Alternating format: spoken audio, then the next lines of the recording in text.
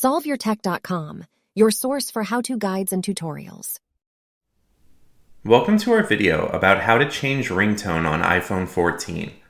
If this guide helps you out, then please consider subscribing and liking this video. If you want to change the ringtone on your iPhone 14, then you need to open the Settings app, scroll down and choose the Sounds and Haptics option. Then you can scroll down and select Ringtone in the Sounds and Haptic Patterns section of the menu. Now you'll be able to see the checked ringtone is the one that's currently set on your device, but you can scroll down and choose from some other options. Note that when you pick a new ringtone, it's going to play a brief sample of that ringtone.